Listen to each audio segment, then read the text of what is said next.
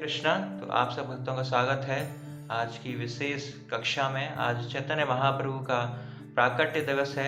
आज ही के दिन चैतन्य महाप्रभु जो भगवान कृष्ण के अवतार हैं वो इस भौतिक जगत में प्रकट हुए थे। तो कलयुग में वो युग धर्म की स्थापना के लिए प्रकट हुए थे, है ना। और उन्होंने संकीर्तन आंदोलन, संकीर्तन की रचना की, संकीर्तन को इंट्रोड्यूस किया भारी मात्रा में।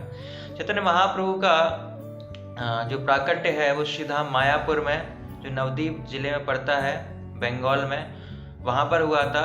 जो फागुन मास की पूर्णिमा, जैसा कि आज है फागुन मास का अंतिम दिन है, पूर्णिमा है। तो आज ही के दिन 1486 एडी में, 1486 ईस्वी में भगवान प्रकट हुए थे। उनके पिताजी का नाम जगन्नाथ मिश्र था, उनकी माता का नाम सची देवी था, है ना। और जो माता सची देवी थी वो श्री नीलांबर चक्रवर्ती, जो बहुत ही फेमस स्कॉलर थे नवद्वीप धाम के, उनकी पुत्री थी। तो उनके नाती के रूप में जो चैतन्य महाप्रभु उनका प्रकट हुआ था। उनके बचपन का नाम निमाई था और विशंबर भी उनका नाम पड़ा था। और आगे जाके उन्होंने संन्यास धर्म को स्वीकार किया और भगवान के नाम का प्रचार किया। अभी हम देखते हैं कि चैतन्य महाप्रभु भगवान है या नहीं, हमारे अंदर कन्फ्यूजन रहता है, क्योंकि हम देखते हैं जितनी भी संस्थाएं बनती हैं तो नए भगवान को इंट्रोड्यूस कर देती है। कबीर संस्था है तो कबीर को भगवान मानती है, कोई साईं बाबा को भगवान मान रहा है, तो जैसी संस्था है उसके भगवान अलग है। तो कभी कभी मन में प्रश्न आता है कि इस्कॉन ने संस्था खोली तो राधा कृष्ण की वर्शिप करता है, उसने भी अपने नए भगवान बना दिए चैतन्य महाप्रभु के नाम के। तो इस्कॉन के भगवान क्या है? अलग से चैतन्य महाप्रभु है। कैसे हम विश्वास करें कि चैतन्य महाप्रभु ही साक्षात कृष्ण है और वो कलयुग में अवतार लेते हैं? तो कैसे पता पड़ेगा?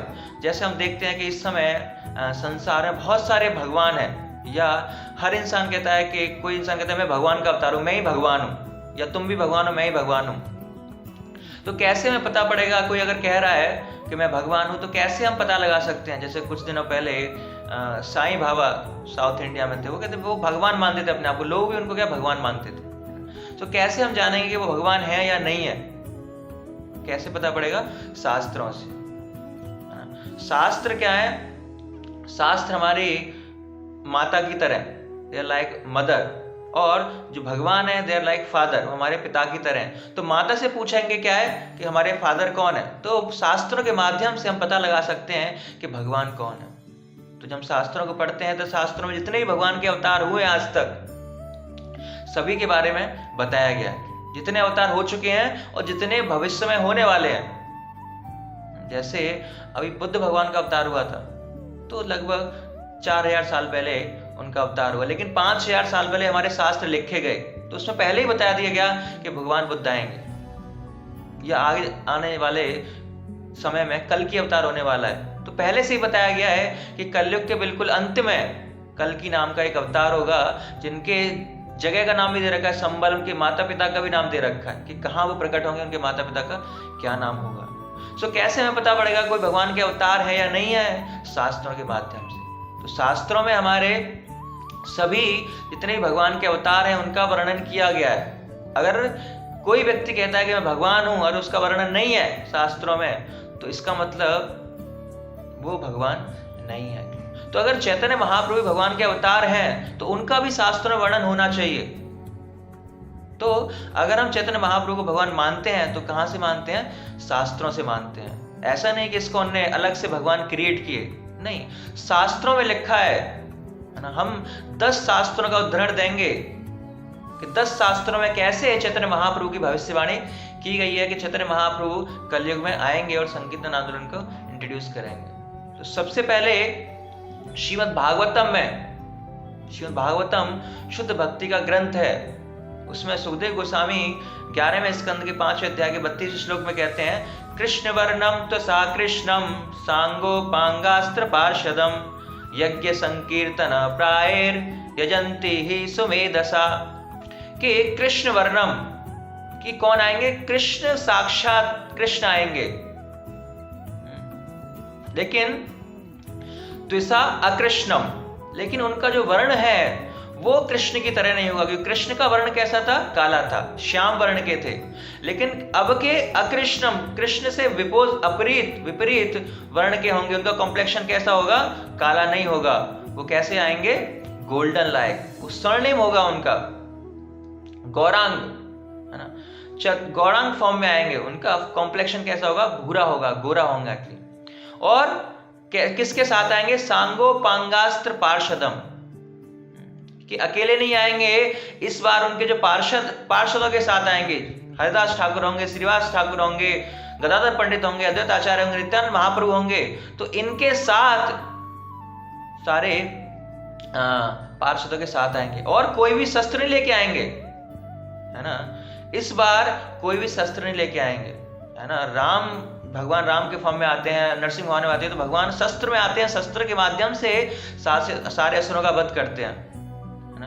कृष्ण भी प्रयास करते हैं कि कोई शस्त्र नहीं उठाएंगे, लेकिन फिर भी वो कुछ समय के लिए क्या है, शस्त्र उठा ही लेते हैं। लेकिन इस बार जो चैतन्य महाप्रभु कलयुग में आते हैं, वो कोई शस्त्र नहीं उठाते, और केवल प्रेम के माध्यम से, केवल कृष्ण प्रेम प्रदान करके सभी असुरों का क्या है, विनाश करते हैं, उनका उद्धार करते हैं। तो इस तरह श्रीमद् भागवतम में भी उदाहरण है कि चैतन्य महाप्रभु आएंगे, कैसे आएंगे? सांगो पांगास्त्र पार्षदम। और किस लिए आएंगे, क्या कारण होगा, वो भी इसमें दिया है। यज्ञ संकीर्तन प्राय, कि किस लिए आएंगे? यज्ञ संकीर्तन को इंट्रोड्यूस करने के लिए आएंगे। और इन चैतन्य महाप्रभु की पूजा कैसे होगी? जो वह यज्ञ संकीर्तन करेगा, संकीर्तन करने के माध्यम से ही चैतन्य महाप्रभु की पूजा होगी। और जो इस संकीर्तन आंदोलन में जुड़ेगा, वो क्या है? यजंते ही सुमेधसा, कि वो सबसे शुद्ध व्यक्ति, सबसे बुद्धिमान व्यक्ति होगा। सुमेधसा मतलब, मेधसा मतलब बुद्धिमान, सुमेधसा मतलब वेरी इंटेलिजेंट पर्सन, जो इस व्यक्ति इस संकीर्तन आंदोलन में भाग लेगा। तो श्रीमद् भागवतम में उदाहरण है। दूसरा, विष्णु सहस्त्र नाम स्रोत जो महाभारत में दिया गया है, जो विष्णु के 1008 नाम दिए गए उसमें, तो उसमें भी चैतन्य महाप्रभु के जो फीचर्स हैं उनके बारे में बताया गया है। स्वर्ण वर्णो हेमांगो वारांगश्चंदनाग्नि, कि कैसा वर्ण होगा? स्वर्ण वर्ण होगा। He has a golden complexion, स्वर्ण के माध्यम, स्वर्ण का वर्ण होगा उनका। और संन्यास कृते क्षमा शांतो निष्ठा शांति परन्यनः, और वो क्या करेंगे? वो सन्यास को ग्रहण करेंगे, सन्यास आश्रम को ग्रहण करेंगे चैतन्य महाप्रभु। देखते हैं आगे जाके चैतन्य महाप्रभु ने सन्यास ग्रहण किया 24 वर्ष की आयु में। और उनके अंदर गुण होंगे समा शांत निष्ठा, वो पूरी तरह से सेंस कंट्रोल होंगे, हैं, और पूरी तरह से पीसफुल, शांतपूर्ण होंगे। तो ये वर्णन दिया है दूसरा, इसमें विष्णु सहस्रनाम महाभारत में। और तीसरा शास्त्र है गरुड़ पुराण, जिसमें भगवान चैतन्य महाप्रभु के बारे में बताया गया है। क्या? अहम पूर्वो भविष्यामि युगा संध्यो विशेषतः मायापुरे नवद्वीपे भविष्यामि सचीसुता, कि मैं पूर्व भविष्यामि, कि मैं भविष्य में युग संध्या, कि युग की संध्या होती है, 10,000 साल का संध्या का समय होता है। सो ये संध्या, कलयुग की संध्या, जब कलयुग शुरू होने वाला होता है तो क्या संध्या बोलते हैं उसको। तो युग संध्या में क्या, मैं अपने आप को प्रकट होऊंगा पहली संध्या में, है ना। और कैसे, कहां पर? मायापुर नवद्वीप में प्रकट होऊंगा। कहां? किसके पुत्र के रूप में?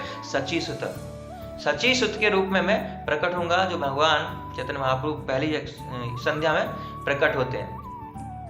और इसके बाद नरसिंह पुराण में, नरसिंह पुराण में वर्णन आता है, सत्य दैत्य कलदीनस समय सिंहोरद्यमर्त कृत्यसिस त्रेतायाम दास कंदरम प्रतिभावाम रमते नाम कृत गोपालम परिपल्यनम व्रजपुरे भार्यम हरे द्वापरे गौरांग प्रिय कृतन कलियुगे चैतन्य नाम प्रभु।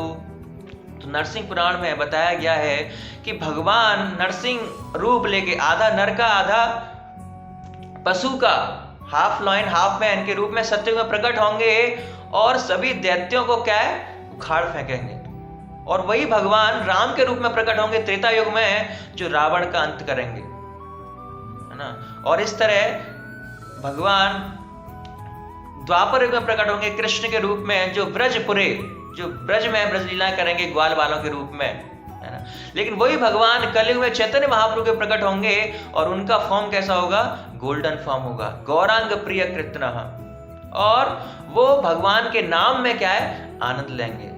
कलयुगे चैतन्य नाम प्रभु, है ना, वो भगवान के नाम में बहुत आनंद लेंगे। तो इस तरह नरसिंह पुराण में भी भगवान चैतन्य महाप्रभु का वर्णन आता है। इसके बाद पद्म पुराण में कले प्रथम संध्यायाम गौरांगोतम महितले भागीरथी तले रमि भविष्यामि सची सुता, कि मैं गोल्डन फॉर्म में फिर से प्रकट होऊंगा सची पुत्र के रूप में। कहां पर प्रकट होऊंगा? कलयुग के पहली संध्या में। कहां पर? भागीरथ के नदी के किनारे पर। तो मायापुर क्या है? जो गंगा के किनारे पर है, और जहां पर चैतन्य महाप्रभु प्रकट हुए भविष्य में। और नारद पुराण में भी वर्णन आता है। भगवान नारद पुराण में कहते हैं, अहम एव कलो विप्र नित्यायाम पंचयं विग्रह भागवत भक्त रूपेण लोकान रक्षामि सर्वदा। ओ ब्राह्मण, मैं सभी संसार के जीवों को मुक्त करूंगा। किस तरह प्रकट होऊंगा? मैं कलयुग में एक भक्त के रूप में प्रकट होऊंगा। तो हम देखते हैं चैतन्य महाप्रभु क्या है, भक्त के रूप में प्रकट होते हैं। और क्या करेंगे इसी पुराण में बताया गया है, द्विजा भुवे जयध्वमं भक्त रूपिणा कलो संकीर्तन रंभे भविष्यामि सची सुता, कि मैं भविष्य में सची पुत्र के रूप में प्रकट होऊंगा।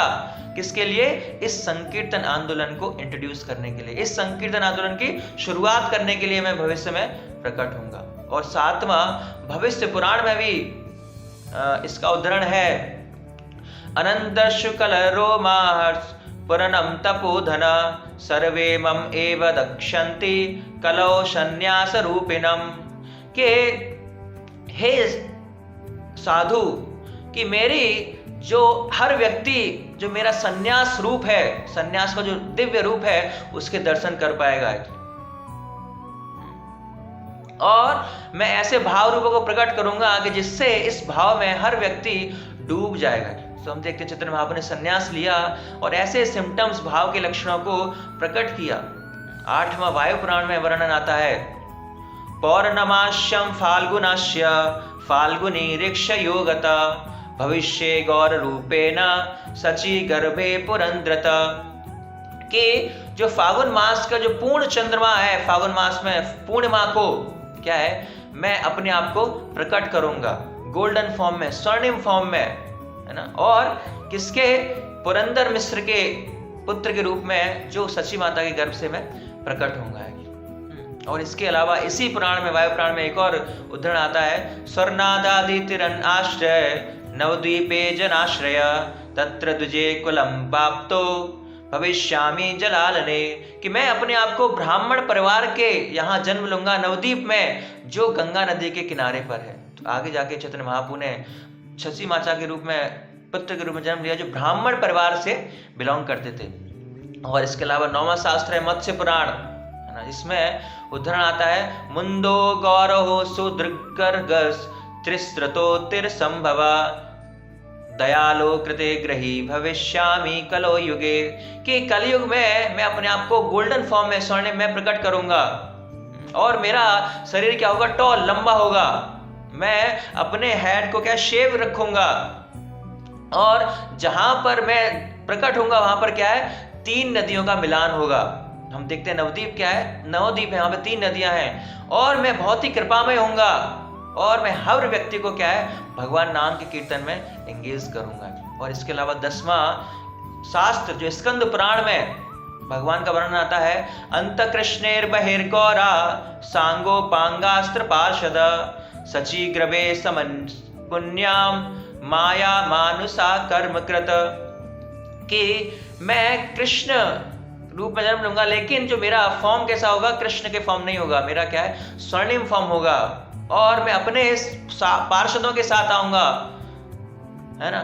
और मैं सच्ची माता के गर्भ में प्रकट होऊंगा, और मैं इस तरह भक्त के रूप में, मनुष्य के रूप में प्रकट होऊंगा। तो इस तरह हम किसी भी व्यक्ति को भगवान के रूप में स्वीकार नहीं करते जब तक कि उसका शास्त्रों में वर्णन नहीं है। तो इस तरह हम देखते हैं कि भगवान चैतन्य महाप्रभु का हमने 10 शास्त्रों से उदाहरण लिया, इसीलिए हम उनको क्या है, चैतन्य महाप्रभु को भगवान का अवतार मान सकते हैं। और साक्षात चैतन्य महाप्रभु क्या है, कृष्ण ही है ना। कृष्णम तृषा वृष्ण कृष्णम, कि कृष्ण ही है साक्षात, लेकिन किस फॉर्म में आए, लेकिन उनका जो वर्ण है वो क्या है, वो कृष्ण का वर्ण नहीं है, वो क्या है, स्वर्णिम वर्ण है। लेकिन है क्या है?